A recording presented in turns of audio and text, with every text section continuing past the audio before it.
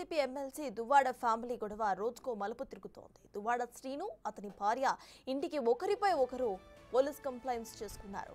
అయితే పిల్లలపైన తన భర్త దాడి చేసి దుర్భాషలాడారని వాణి టెక్కలి పోలీస్ స్టేషన్లో ఫిర్యాదు చేశారు. ఇక పిల్లలను తీసుకొని వాణి తనపై దాడి చేసేందుకు వచ్చిందని శ్రీను కూడా కంప్లైంట్ ఇచ్చారు. ఇలా పరస్పర ఫిర్యాదులతో ఈ వివాదం మరో స్థాయికి చేరింది.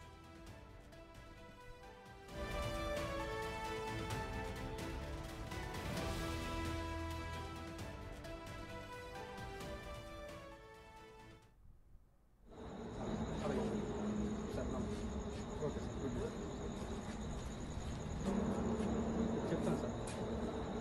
అలాగే సార్. Okay sir. గుడ్ చెప్తాను సార్. అలాగే సార్. ఓకే.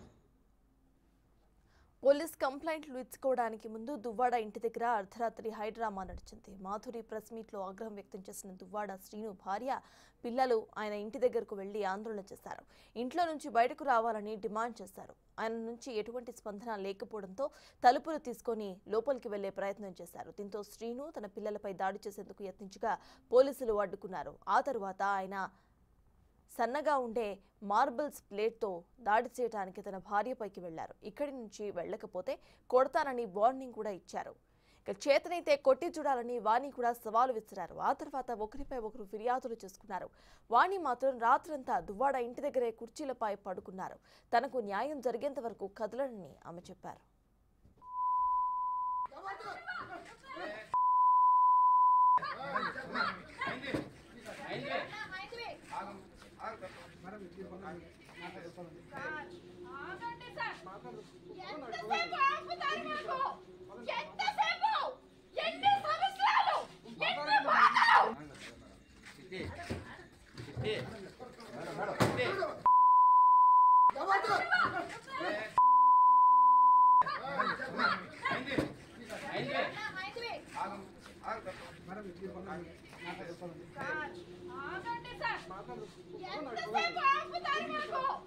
ఎంత